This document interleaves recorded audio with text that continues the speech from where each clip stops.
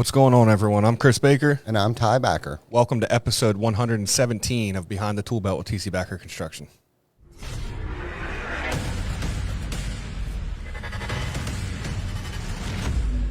TC Backer. Roofing, siding, windows, gutters, solar. Roofing, siding, windows, gutters, solar. TC Backer. TC Backer.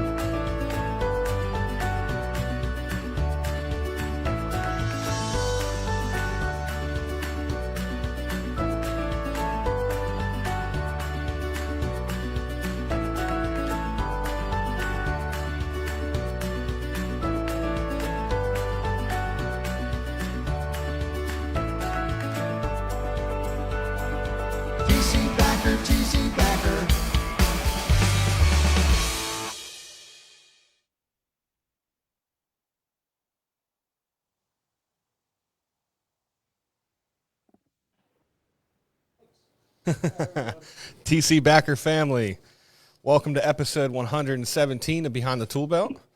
I hope everyone is having a great week. I know we are here at TC Backer Construction. Absolutely. We have a very special guest today. We got Larry Bubba Richards. He is from the Richards Group, and he's got an amazing story to tell us here today. How you doing down there, Larry?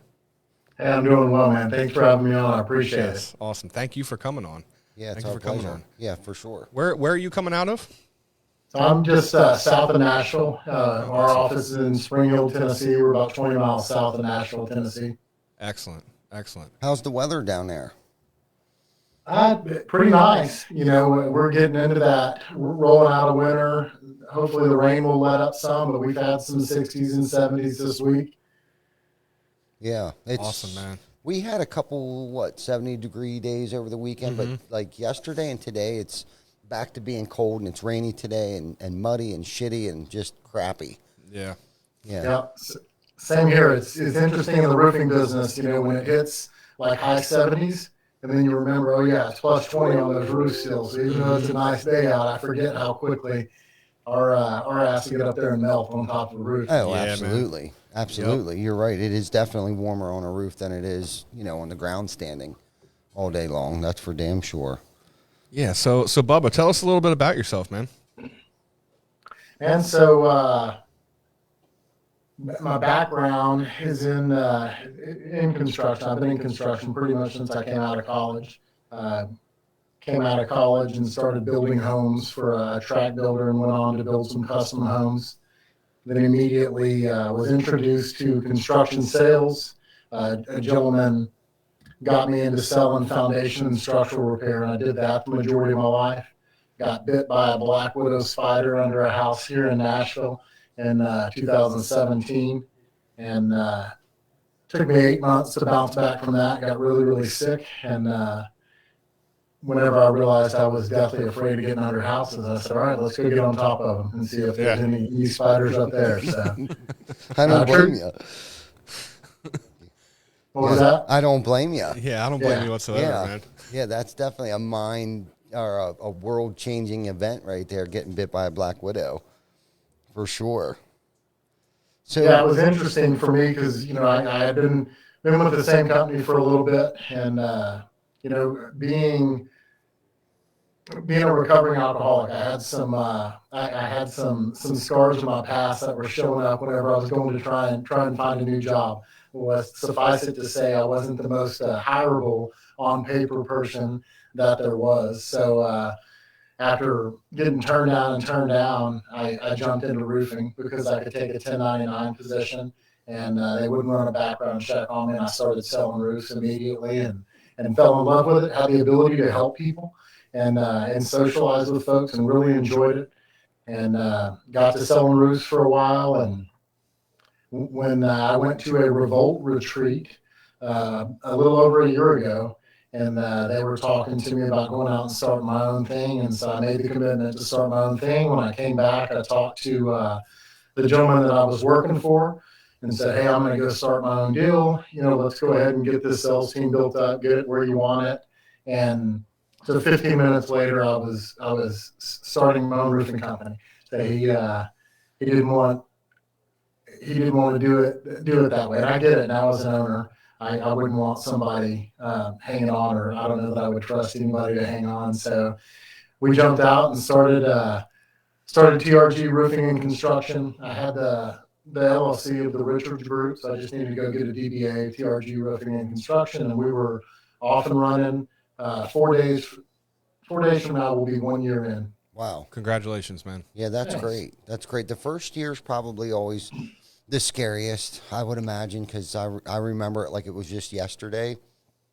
We've been doing this for quite a while now, but I know for a fact that you're hanging with a good group of guys that are very knowledgeable in our industry.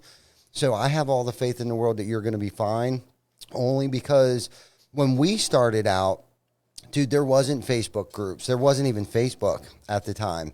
No networking, no where to turn or go or ask questions or have a roadmap. So having the tools that we have today in our industry, it's totally night and day. And we were kind of talking about that a little bit before the podcast tonight about how the mind shift has changed from when we were kids growing up in the roofing or construction industry on how different things were then than they are today. But going back to, you doing well. So how has your first year gone? Like, what have you learned and what mistakes have you made? Let's start there.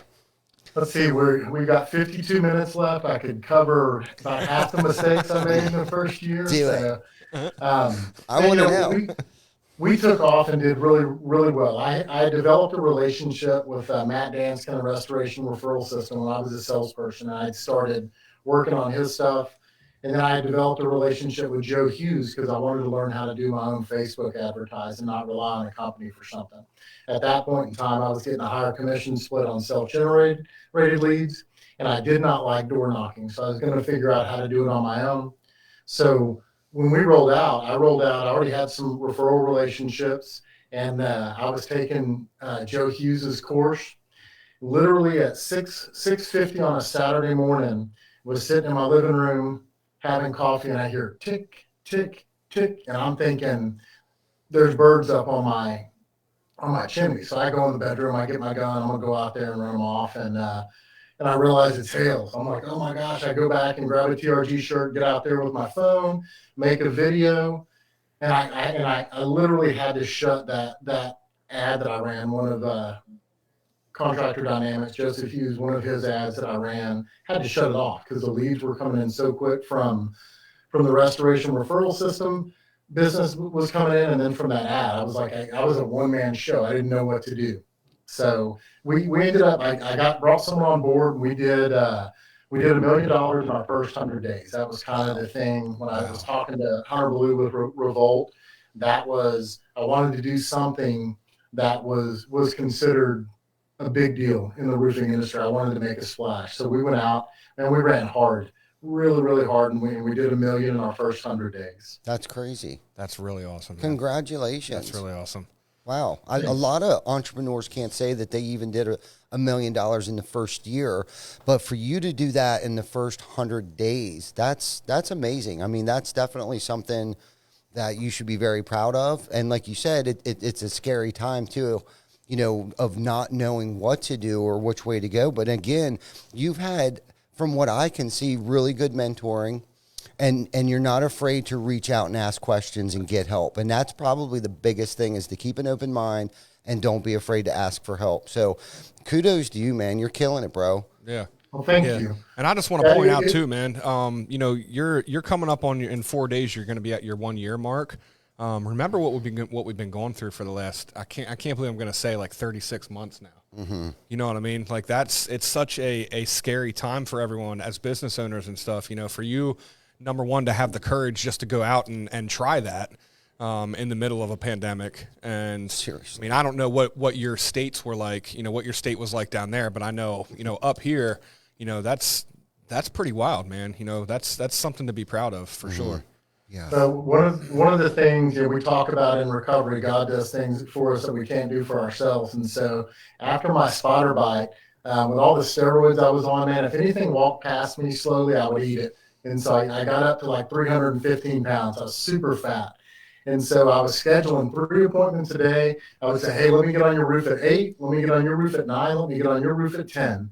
And I would schedule a Zoom call. Before the pandemic came in, I was doing my presentations on Zoom because I didn't want my fat butt sitting there sweating all over their kitchen trying to present to them. So I'd get on the roofs early, come home, get prepared, and I started doing Zoom presentations. So for me, when the pandemic hit, I was ready to roll. It was right up my alley, and I could train people on doing exactly what I've done. We've got an electronic pitch book that we've got that rolls through everything from the decking on up, drip edge colors. We can piece things together on there and show them what it looks like. And so it was a little bit business as usual for me. I always tell when I meet an insurance adjuster out there, I said, I haven't met a roof with COVID or I haven't seen a spider on a roof. I'm happy as a lark, man. We're good to go in our business. Wow. It's amazing what fear will force you to do, right? Creating, going and doing it Zoom because you didn't want to go to somebody's house, but still with that fear, you walked through it and made it possible. So it sounds like you've been through so much in your life between, alcoholism and drug addiction and being overweight. And what would you say gave you the strength to be able to walk through all of this? Because it sounds like, man, you're capable of anything right now. So what has given you that strength, man? When not to get all biblical and Jesus on a talk, but for me, I sat in a church one Sunday when my family and I were separated, and I looked for which church advertised the longest Easter service so I could at least have something to occupy my time, and I wasn't going to be alone without my family. And so I found a church that had 3 services, and they said they're all going to be 3 hours apiece. And I'm like, bring it on. I'll sit in there rather than sitting at my house alone. And I asked God, I said, man, I've been fighting with this since I was 12 years old. So, at that time, I was 46. So, we're talking 34 years. Mm-hmm. And I'm like, God, I just need you to take this from me. Yeah. I cannot do it on my own. And God took it from me. And I have not had the desire to drink since then. And my program's been one of spirituality. It is like I start my day and end my day with spirituality. And it has given me the confidence to continue to try and do things and believe in myself again. And that's kind of where I've gotten to in life right now is developing a program where I'm looking back at the last 3 years of what I've learned, what I wish I would have learned when I was much younger. That helps me to be successful. And I talk a lot about stacking simple wins, and that's what it was for me. When I first started in the roofing industry, I had brought my family back in my house, and I was living at an Airbnb. And what I did, I got up, I made the bed every single morning. I folded my hand towels to make sure it was nice and tidy, and then I cleaned up after myself after breakfast before I left. And so I could check off 3 simple wins. And so I had those 3 wins every single day. And then it was like, okay, now my wins need to get a little bit bigger. My wins need to get a little bit bigger. But that was the path that got me back to building up my confidence and moving towards success. And I would say I started building this from the very bottom. And it was as simple as making my stinking bed every day. Confidence is such a powerful tool. And I feel like it's overlooked so much, and not even just in our industry, but just in life in general. I mean, if, you can have all the people in the world being confident in you. If you're not confident in yourself and believe in yourself, man, you're not going to do shit. You're not going to accomplish anything. And it's awesome that you were able to find that confidence and on such a simple task, as making your bed. Did you get that from was that a Navy SEAL general that did that, the graduation speech? Make Your Bed. He wrote that book. You know which one I'm talking And about? that I may have can't been remember his name. where it came from, because I can see that now that you're talking about it. I don't remember what it was for me. I just remember I was given a book, and someone said, if you'll get out of bed and get into this book, you'll get better. Yeah. And so, I started praying about that. And every morning I'd get up and I would open that book, and God would start to do things for me that I couldn't do for myself. And then I was like, all right, what can I do for myself? And maybe I did hear that commencement speech, because it was start with making my bed. And then it was folding my towels up after myself. And then it was, cleaning up after the mess I made for breakfast. But yeah, I had not thought about that until you said that just now. Yeah, and I just pulled it up on the internet here. It is by Admiral William H. McRaven. He's a retired U.S. Navy SEAL. It's called "Make Your Bed: Little Things That Can Change Your Life and Maybe the World."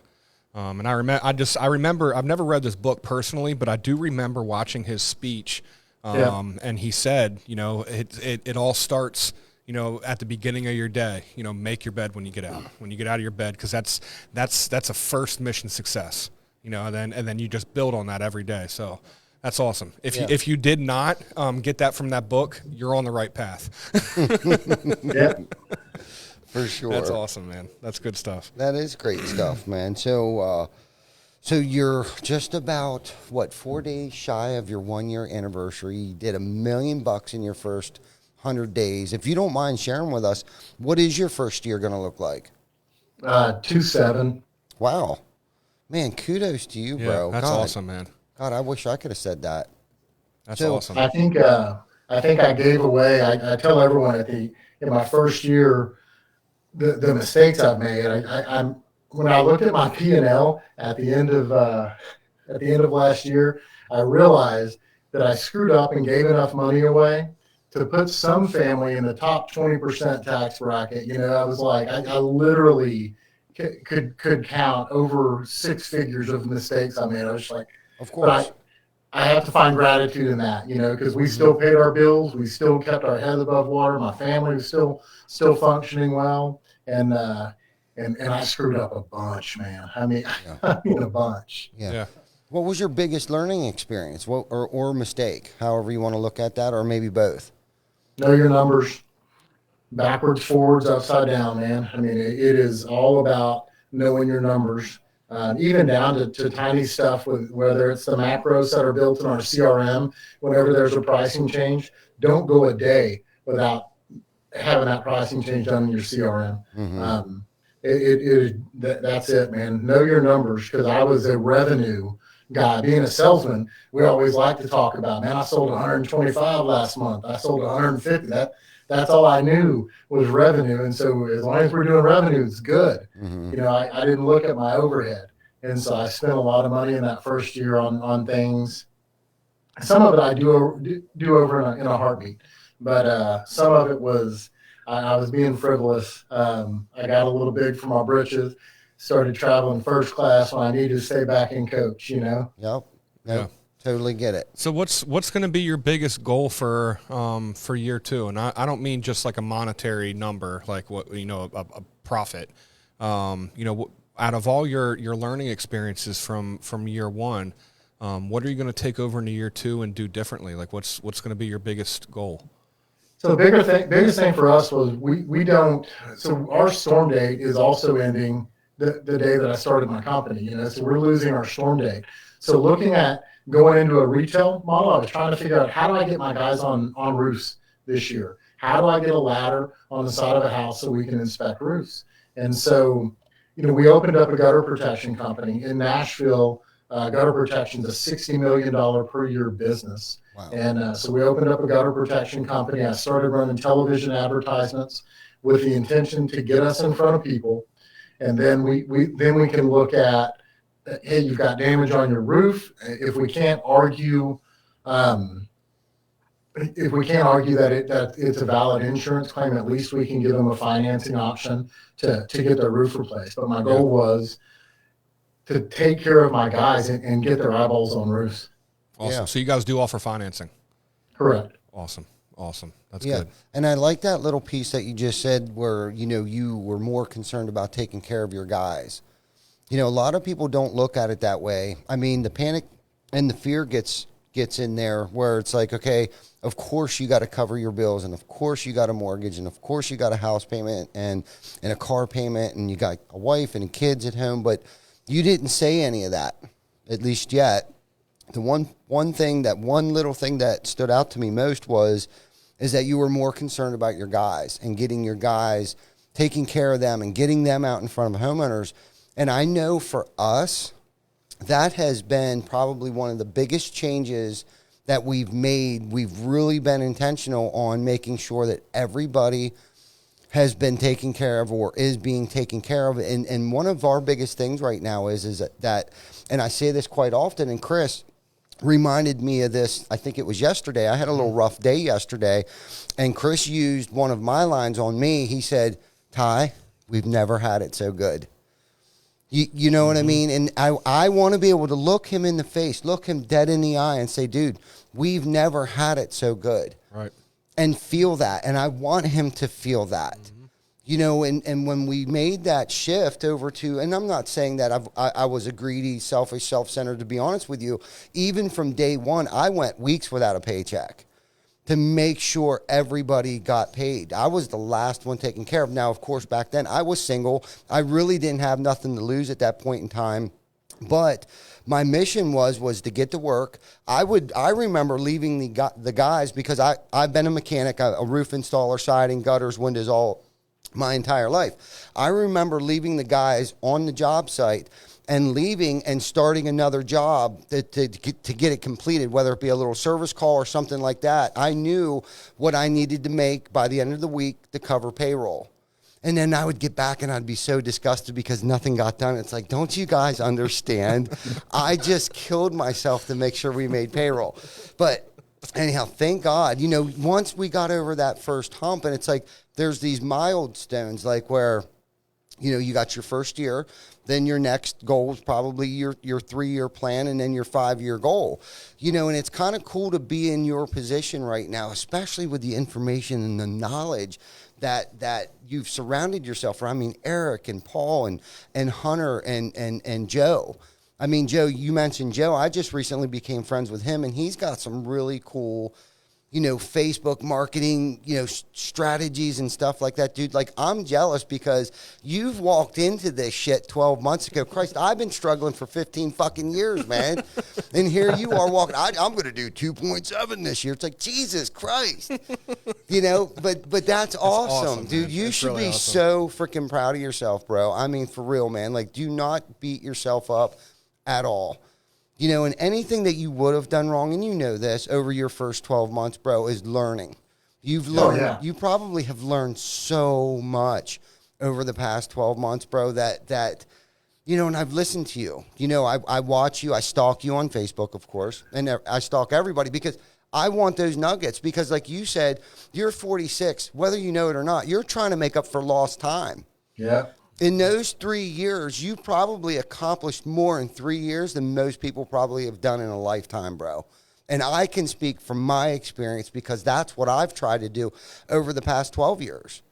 You know what I mean? I've tried to just make up for that lost time. And I know for a fact over the past decade, not to toot my own horn, but in the past decade, and anyone standing on the outside looking in, we've accomplished more than what most people do in their entire career.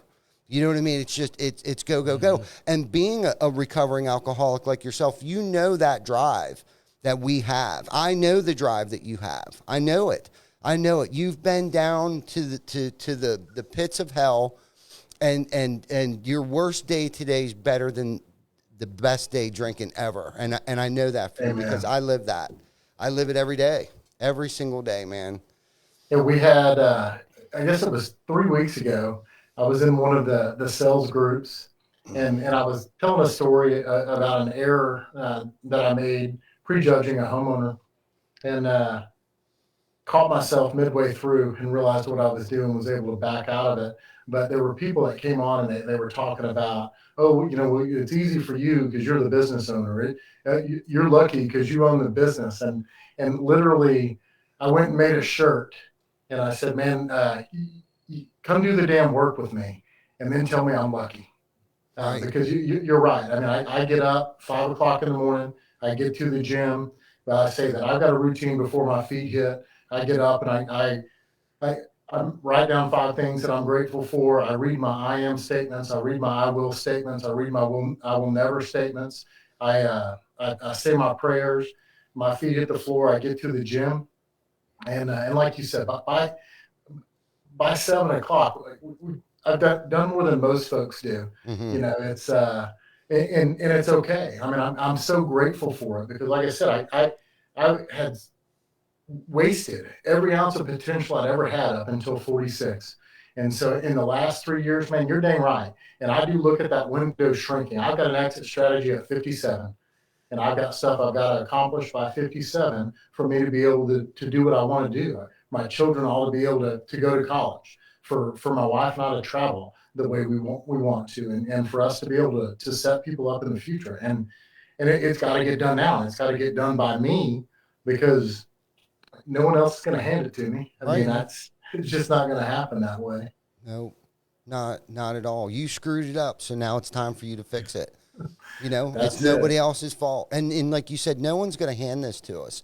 Will people help us along the way? Of course they will if we ask for help. But you're the one that has to be up at 4:30 in the morning. You're the one that has to be at the office till 9 o'clock at night, or at your kitchen table, or wherever that is. You know what I mean? And one of our biggest things was, you know, we try to lead by example.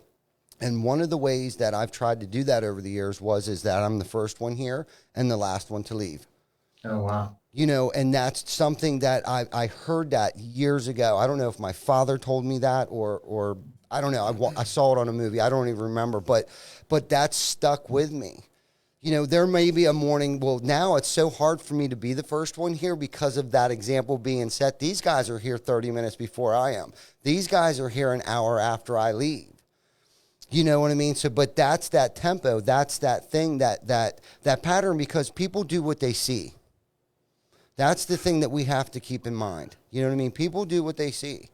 You know what I'm saying? And if you have, shoot, my mind just went blank. But if you can make a good impression on people and influence them, that's the word I was looking for. It's influence. If you can influence people, they will follow you. You know, but they have to believe that you believe. And I think that's the culture that we've been able to create here, is that they believe that I believe.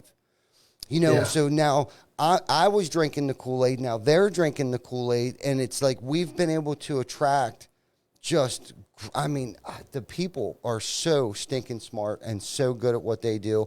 Dude, I'm the dumbest person here.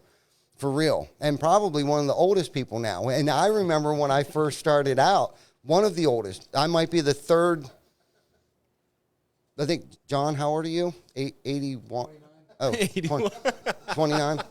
But anyhow, we got the peanut gallery back behind the camera. We have a live studio audience right now. Yeah, we Awesome. do. Yeah.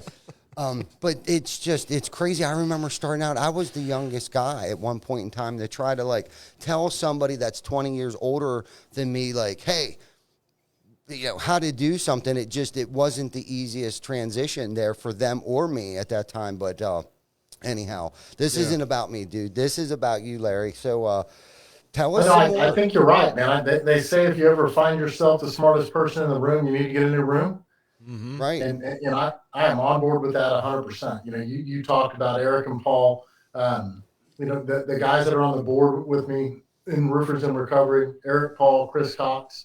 I know so much less than those guys when it comes to business or when it comes to roofing. It's awesome to have them as folks that I can just call on. You know, not only as friends, as solid men that happen to be in this industry, but whenever I get in a bind, they're there to help. You know, sometimes Eric would give me a slap in the head because before I started, and when Eric and I started our relationship, I was selling, and he was like, he would always shake his head, and he's like, "You're just one of those cocky salesperson. You're just one of those cocky salesperson." Then when I started the company, he was like, "I can't wait till you get one of you."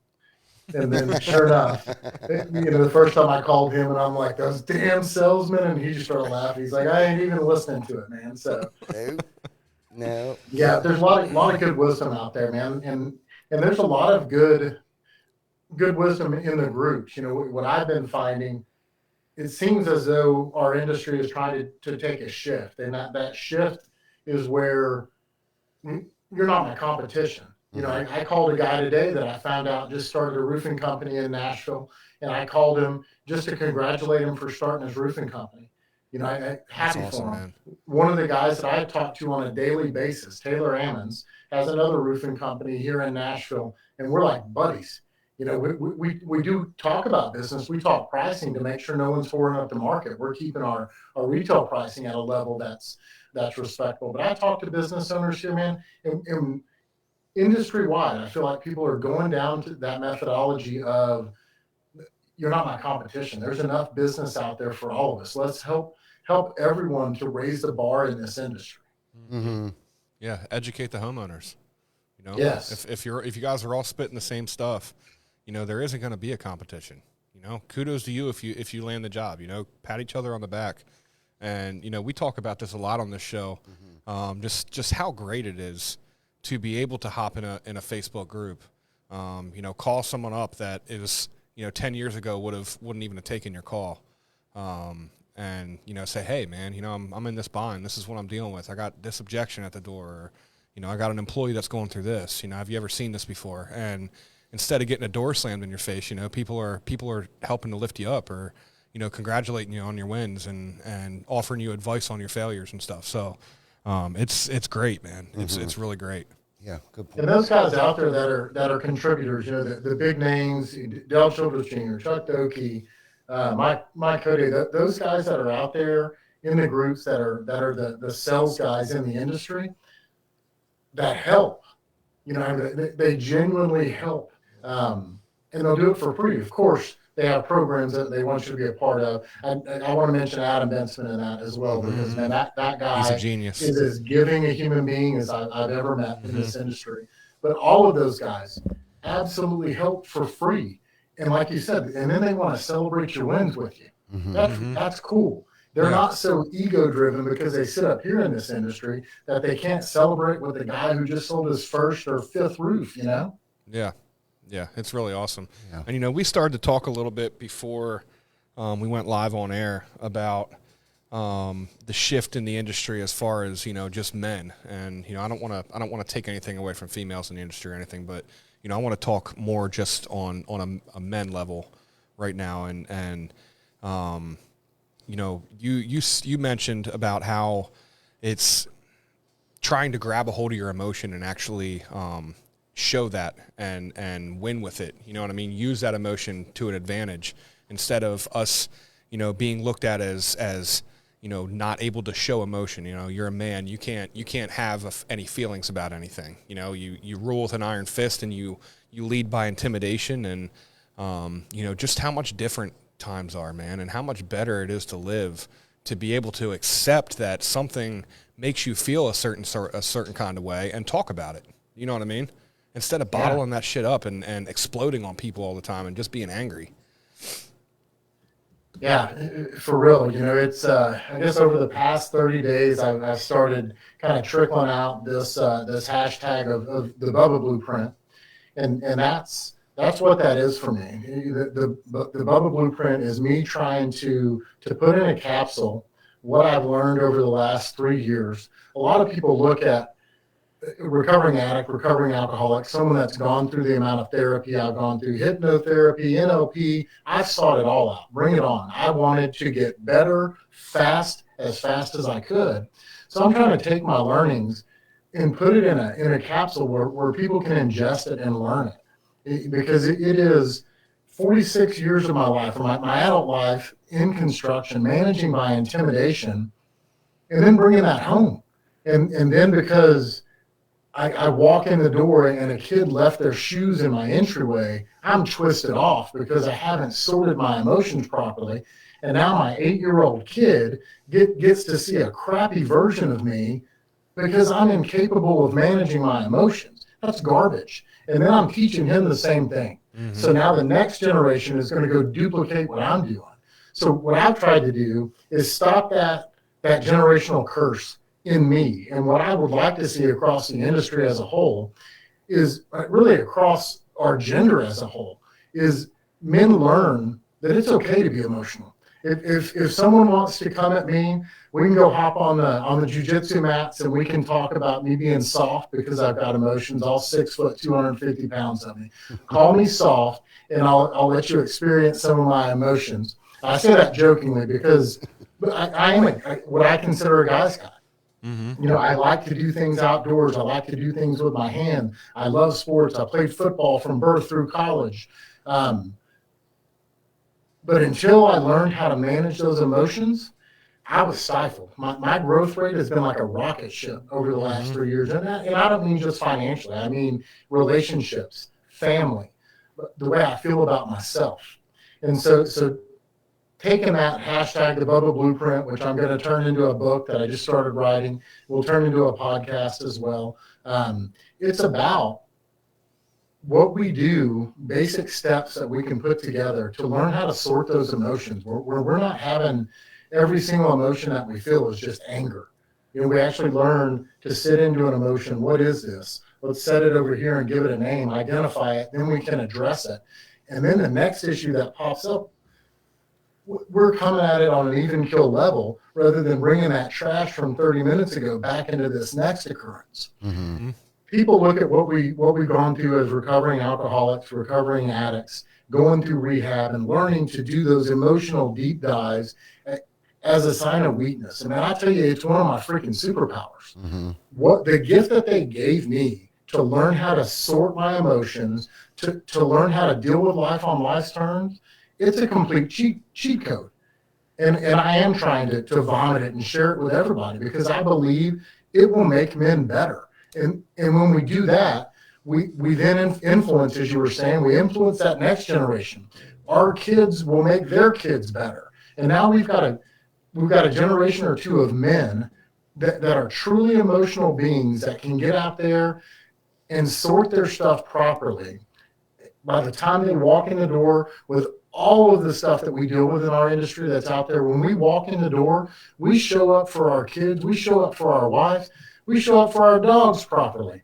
We come in ready to love on some folks and be the man that they deserve. Absolutely. Sorry, That's I got awesome, a little long-winded there, but that's awesome. That's my awesome. soapbox, man. Dude, you're I can already tell you right now, man, with that kind of mindset, you're going to build a great culture in your company. Absolutely. A great culture. No, you no, know I what I mean? agree. People will follow that, man. You know, continue to do what you're doing, man. That's awesome. Yeah, and I liked how you talked about, the feelings and emotions. I know when I first got sober, there was so many feelings and emotions that I couldn't even identify. And I liked how you said, like, put it over here and put a name to it. Like, I didn't know I was experiencing anxiety. I didn't know that I was experiencing fear. I didn't know that I was experiencing low self-esteem and depression and all of those things. I didn't know that because I drank so much. Anytime I felt anything, whether it be a good emotion or a bad emotion, I was drinking. Okay, so for years of that, and then all of a sudden just stopping, it was like my brain was like this slinky going down the steps. You know what I mean? All in a mess and a knot by the time it got down to the bottom of the steps. Like, I didn't know how to deal with any of that. Yeah. You know what I mean? I really didn't know how to deal with any of that, nor did I want to talk to anybody about my feelings. Do you know what I mean? Because like you said, we were brought up not to talk or show our emotions, talk about our feelings or show our emotions. The only emotion that I showed was anger, rage, fear. And I didn't even know it was because of fear. You know what I mean? I'm a fear-driven person, and I didn't want you to know that I was scared, so I would get mad or whatever, the case was. And it was like, it has taken me years of therapy and talking to people and getting a sponsor and saying really stupid shit to him so then he would give me a real stupid answer back and it would piss me off. But 99.9% of the time, it was the truth. That's why it pissed me off, and that's where it comes into where the truth will set you free. You know what I mean? And it's like I needed all of that. I needed every single drink. I needed to say every single stupid thing. I needed to act out every single time, until I think I actually saw somebody that was just like me and watched them act out. Then I was like, oh my God, that's me. I look like that. That's how I act. That's how I sound. I think if I wouldn't have saw that, like the misbehavior and the disrespect and and the stuff that came out of this individual's mouth and the way that they acted, I don't know if I would have gotten it. But that was that moment of clarity, I think, for me. That was like the turning point where I was like, man. And then I could start to see like people's eyes. Like I would say stuff and I would see their emotions change where I didn't notice that before. You know, where I didn't care. I didn't care if I hurt your feelings. You know, I was so angry, and I knew the only thing that I knew is that I could hate you better than anybody would ever freaking hate you. You know what I mean? Like I was full of rage. I was full of anger, and it was all fear driven, at least for me. Yeah, 100%. You know, self-centered fear for me was always. You talked about elevating and getting angry. That's all I ever identified with was anger.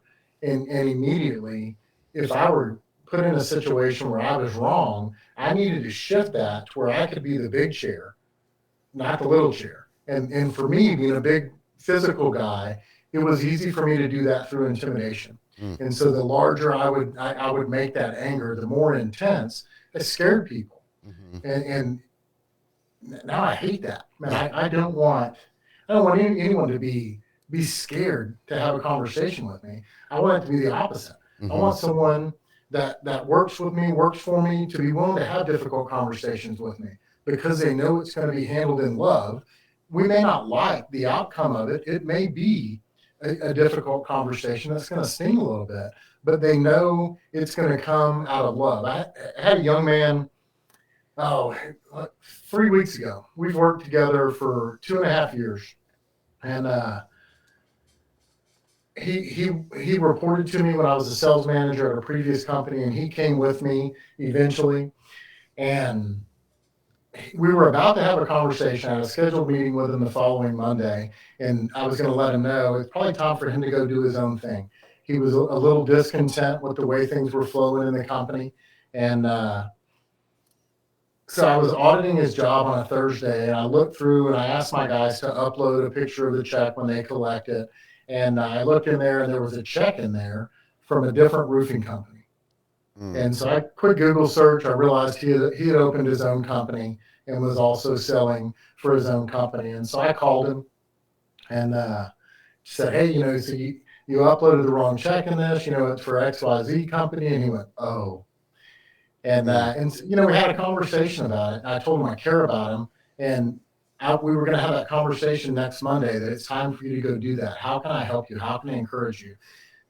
He called me the next morning in tears and apologizing because the way he handled it. And it was, I was angry, but because of what I've learned over the past 3 years of sorting my emotions, I could take that anger and figure out, where are we going to benefit from this? This anger that I have, how can I benefit? How can he benefit? I can benefit by him finishing out his jobs properly, giving me all the appropriate information on his job. He can benefit if I can help him go on and be successful and have confidence and not have that feeling that he did something wrong on the way out. So that's the way I chose to handle it.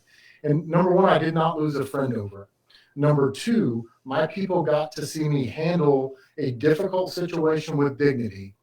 Now they trust me even more to come to me with difficult things. Right on, man. I always say to Jana and I, Jana is my better half, my significant other, and we always talk about that was one of those situations that we could have made a lot worse, or we could make it better. And you chose to make it better, you know, and that doesn't happen overnight, you know, because I was sitting here thinking while you were speaking, like, I don't know if I could have handled it that way. I don't know what I would have did. You know what I mean? But that's, and like you said, all eyes are on you, man. All eyes are on you on how you're going to handle that situation, especially when you have a team around you. And sometimes that's hard to remember. Sometimes you get caught up in the moment.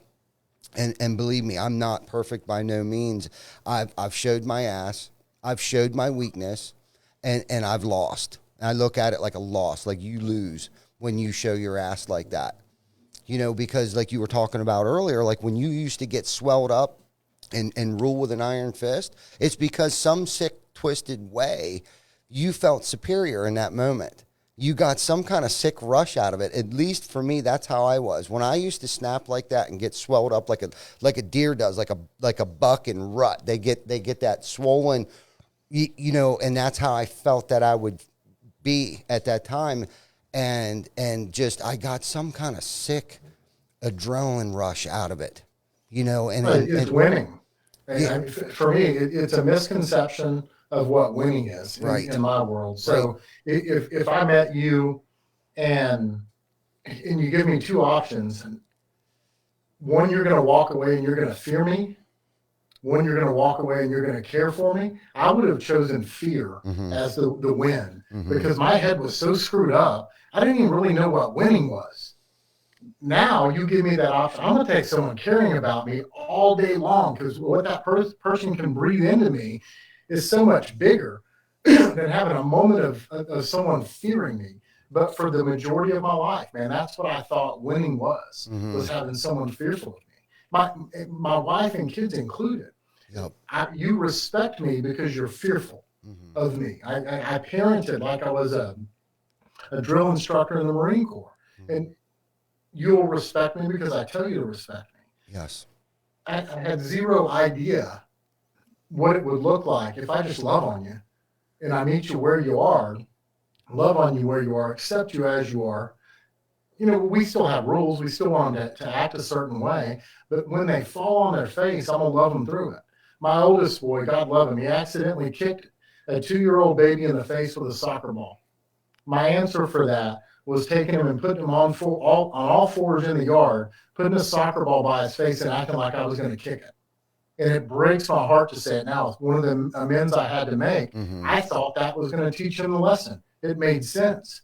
Instead of picking that boy up that was probably 7 at the time and just going, dude, it's okay to make a mistake. I know you're a kind-hearted dude. I know you didn't intend to hurt that baby. You would never do that. I missed an opportunity. But that's how screwed up my head was. And that's where I want that emotional change to be transferred to my children so they know that that's not the right answer. We'll never do anything like that. Yep. I love how you started earlier about the Bubba blueprint and, you know, trying to change, you know, the generation, change us how men are, you know what I mean, for the better generation. And maybe we can get a couple generations because all this stuff that you guys are talking about, man, that's just how it was. You know, I'm sure that's how you guys' dads were. You know, that's how men were. That's how men are. And a lot of men probably still are. You know, I'm the first one to admit, you know, there's some times that I fly off the deep end. If I'm having a bad day, you know, I'll catch myself saying some shit at home, you know, because of something stupid, you know. You know, how did you not see the trash can was full?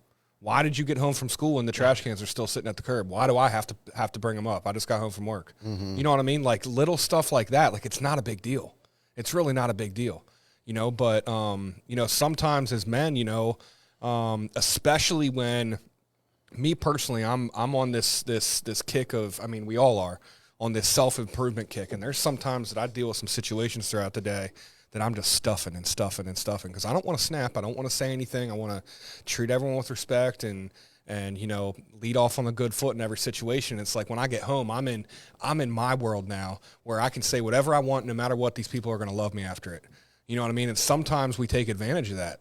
You know what I mean? Sometimes we hurt the people closest to us because we know no matter what, they're still going to love us after it and they'll forgive us.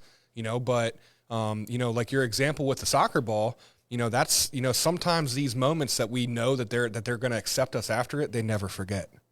You know what I mean? And like, there's sometimes that yeah, they'll forgive you for it, but they're not going to forget it. You know what I mean? And you know, I'm guilty of that myself, you know, and I love everything that you're spewing, man. I love everything you're spewing. Me too. Oh, thanks, brother. I'll tell you one of the things, and I was fortunate enough to spend some time with a hypnotherapist that taught me a lot of processes to bring me from what I call my toilet bowl brain, where it'll just go downhill faster than anything, to normal. And I can do them pretty quickly now. And I won't share any of his processes because I wouldn't do them justice. But for me, one of the things that I do now, whenever I pull up in my driveway, I take 90 seconds, man. I sit there and I do box breathing. in for 5, hold for 5, out for 5, release for 5. And I do box breathing, and I sit there and I just try and get that spiritual alignment in. And whatever you call your higher power, just get aligned with that properly before you walk in the door. Because what you were talking about, like stuffing, for me, I carry a book with me. And before I walk in, if you got hold of that book, you would get to see my ugly thoughts, because my ugly thoughts stay in the truck. I write them down, my discontentedness, and if I have a hard time letting them go, I'll literally go burn that page, because that's me. I'm kindergarten enough where I need that physical seeing that thing go away. But I really try and leave my stuff in the truck. I write it down, do my box breathing. I do some meditating and praying. It takes me about 90 seconds to 2 minutes. And by the time I get all that stuff done, I go through that little process. I show up at my front door better than I was when I was in my truck. I promise you that much, Yeah. When Dad gets home, he sets the tone. Yeah. That's it. I actually learned that at RoofCon, man. That's one of my big things that I took away from RoofCon. When honestly, I apologize, but I forget who the gentleman was that was up on the stage saying it. But when he gets home every day, when us as men, the breadwinners, if we're the breadwinners of the household, when we walk in the door, we set the tone. You know what I mean? Yeah. And it's like, he said, I had to, come up with this. And when I get in my driveway, I sit out there for a minute and I just over and over and over again, I just say to myself, when Dad gets home, he sets the tone. And That's awesome. I love that. that puts me in the door, with the right state of mind. And we're all human beings, dude. I forget it sometimes. I forget it, and just having this conversation just reminded me again, when Dad gets home, he sets the tone. So For sure. That's one of the coolest things, to give a shameless plug to the roofing.com community and those people that are involved with that. You go to RoofCon, any roofing event, you go in there and you expect to be inundated with roofing stuff. And again, where we're seeing a switch in our industry, RoofCon, SRC, you're going to go and you're going to hear about self-development. You're going to learn about becoming a better man. You're going to learn and hear about some spiritual things. I love seeing that in the industry. And there, in my opinion, there is a little bit of a hard divide in it. But I enjoy seeing that, man. I got to put my arm around John Maxwell, and I'm like, that's pretty awesome. And roofing gave me that. Yeah. What came to me, because I was a felon and couldn't get a job anywhere else, it gave me exposure to John Maxwell, Ed Milet, Iron Cowboy, Craig Rochelle. Craig Rochelle told me that he roots for the Sooners over the Oklahoma State Cowboys. It was one of the happiest days of my life right there. So, roofing gave me that. It gave me exposure to these people that are helping shape my brain to be a better human being. I love that. I absolutely love that. Before we run out of time, man, do you mind talking about National Roofers and Recovery Day a little bit? Oh, no, man, I'm grateful for that. So National Roofers and Recovery Day, June 3rd, what we're asking, and if you know any roofing owners, if there's roofing company owners that are out there, we're just asking that we take one day and donate a roof, not the whole roof, pay your people, all that good stuff, but the profits from the roof, we ask that you donate it. And what we're trying to do is collect enough money to put 50 people through rehab.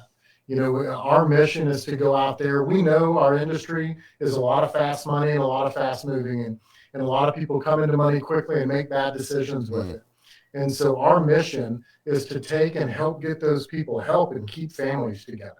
Awesome. Obviously, it's expensive to do, and between the four of us that sit on the board and the contributors in there, we can't put forth enough money to put all these people that need it in there. So Eric and Paul had a great idea of National Roofers and Recovery Day. And just simple, just make a commitment to, on June 3rd, produce a roof, the proceeds of it donate to Roofers in Recovery.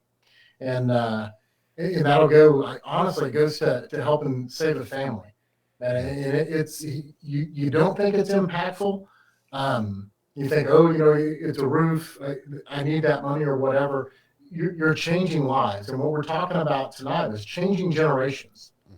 I had to go through rehab. I couldn't pay for rehab. Someone helped out with that. That person made generational changes. It's no different. If you're able to step in and help out, make a donation on National Roofers in Recovery Day, you're going to be changing generations. It's not just about what's happening right now. It's about that person getting themselves healthy, going home, servicing their family properly, helping develop better children and a better future for this country. Love it.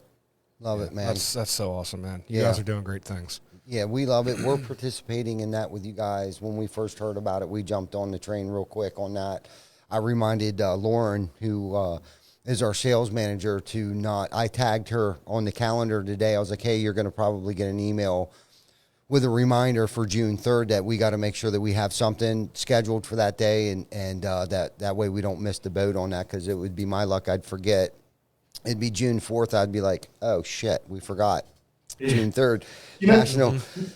What we talked about when we were at our annual board meeting, use it as a springboard. People want to know that your company cares about people. So if you're a roofing owner and you're not out there advertising that, you know, for my guys here in Nashville that are going to try and do it, I'm going to try and get them television media exposure, get it on their online platforms for the major media channels here, that these people are going out and sacrificing.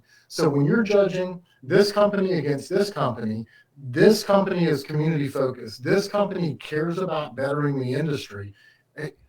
Use it. I mean, be smart as a business owner. Right. If you're going to make the donation, go out there. Joe Hughes will tell you, go out there and shoot some videos and make that a message to differentiate you between any other roofing company or every other roofing company that's not doing it. Yeah, man. Absolutely. I remember having a conversation with a homeowner at the Gettysburg Home Show, you know, and they had a local, we'll say, competitor, and I put that in quotation marks because in their eyes we're a competitor, but in our eyes they're not a competitor for us. So Yeah. you know, they had one of their bags, and you know, they were asking some questions, you know, some standard questions about the roof, and one of our salespeople and me were talking to them, and I was like, look, you know, you're going to get the same materials from us that you're going to get from them. You know, we're GAF Energy, they're GAF Energy. You know, you're probably going to get the same install, same stuff.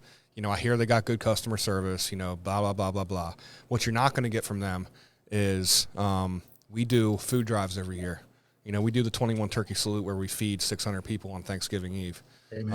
We build gazebos and greenhouses that we donate proceeds to Workforce now, you know, getting kids in the trades. We participate in countless community service events. So if you choose to do your build with us, just know that some of that money is going to help other people, you know, and that's the difference, you know. Same materials, but the money's going somewhere different. And that's our why. That's our motivator. You know, we plan things strategically throughout the course of the year. So when that first high is wearing off, you know, we're stepping into another community event so that we can kind of ride that high all year long. And that's really what helped our culture. But not to get off track here. We put you. Can you play Eric's video? Do you care if we play Eric's video with him on the roof describing Roofers in Recovery Day? Because we really want to push this out there to any local contractor in our area or any other Facebook group, because we blasted out to about 160 different groups, roofing groups. So hopefully somebody will catch this part of it and want to participate. So That's awesome. Go ahead and wind him up. What's up, everybody? Eric Obremt here with Roofers in Recovery. We wanted to let you know about National Roofers in Recovery Day. It's on June 3rd, and here's what we're asking. We want to get 150 contractors throughout the entire country to decide and agree on June 3rd to build a roof in honor of National Roofers in Recovery Day. And so here's the thing. We are not asking you to donate the entire cost of the job to Roofers in Recovery. What we're asking for is that you pay your suppliers, you pay your subs, and then you agree to donate the profits from that roof to Roofers in Recovery. If we can get 150 contractors across the country to agree to do this, we can raise enough money to reach our goal of sending 50 people to treatment this year. So please, please agree to help us save lives and put some families back together. Boom. Yeah, good stuff. So every week on Wednesday at 7 p.m. behind the tool belt, we will be playing that video up until June 3rd. I asked Eric Thank you. tonight if it was okay, and he was like, go for it, bro. Go for it. So I didn't want to do any of this without you guys, knowing that we want to help in any way that we can and use whatever material that we have access to help promote this thing, because we're in. This is just going to be another one of our feathers in our caps of things that we do throughout the course of the year. And hopefully this will be the first annual, meaning that there's going to be more to come. Yeah. Absolutely. Yeah, and if there's anyone watching out there in the TC Backer family, you don't have to be a roofing contractor to participate in this. Nope. If you got a siding job, if you got a gutter job, if you got insurance, whatever, like anything that's in your home space on that day, whatever your profits are on that day, if you guys want to participate, reach out to us, reach out to Eric, reach out to Bubba here. The more the merrier. You don't have to be a roofer in order to participate in this, and really help change lives, generational change here, like Bubba said. Mm-hmm. We'll post a link in the comments after the show. That way they can sign up. Yep, you got it, man. Well, tonight was a fantastic show. It really was, man. This was good. Hopefully we can get together and continue to stay in contact, Bubba, and maybe collaborate on some stuff, whether it be recovery or roofing or personal or professional, man. I'm totally down for whatever. You're a great dude. You're an inspiration to me. And I want to get on that fast track train with you, bro. I got time to make up for as well. And hopefully, what I can't do by myself, we can do together, man. Yeah, I'm looking forward to meeting you at RoofCon, man. You're going to be at RoofCon this year, right? I will, absolutely. Yeah, I'm looking forward to meeting if you and if actually they'll let shaking me your hand. in. They'll let you in, brother. If they let me in, they'll let you in. Know that.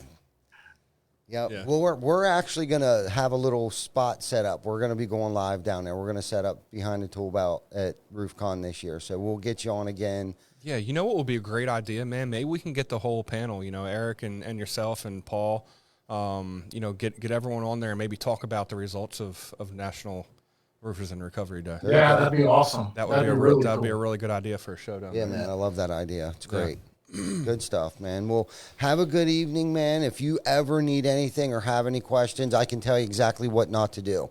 How's that sound? Listen, I just want to say here real quick, I want to point something out. One of our people, David KX, just popped in our comments here. This is the kind of culture that we're breeding. David wants us to do 2 roofs on June 3rd. Well, I mean, we can do that, but I mean, that's just, that's the people that are surrounding us. Everyone wants to participate and help, and it's great. Absolutely. It's good stuff, man. It's good stuff. It is good stuff, man. Thank you. Thank you very much, man, for a great episode. Great episode. Yeah, thank y'all. It's my first time to do one of these. I'm really, really grateful for it. I had a blast. Well, dude, you killed it. Yes, you did. You killed it. You killed it. Thank So, thank you for your time. Face TC Backer family. Make sure you guys are hopping over to the Roofers in Recovery group, giving that a like, give that a share. Even if you can't participate, you can at least share it out because it's free. Well, you can make a donation as well. Yeah. Yeah, you can make a donation. The links are on their Facebook page. The links are on our Facebook page. Make sure you guys are hopping over to Bubba's Facebook page here, too. Give him a like. Yep, Everyone TRG. show him some love. Yep, for Yeah, sure. thank you. Yep. So Be awesome. we appreciate you guys watching, as usual. We see you guys. We see you guys all in the comments here. We'll be replying to you guys tonight here. But thank you guys for watching religiously. Hopefully everyone has a good rest of your week. And we will catch everyone next week for episode 118. Episode 118 next week, 7 p.m. We'll see everyone, guys, next Wednesday. See you guys. Thank you.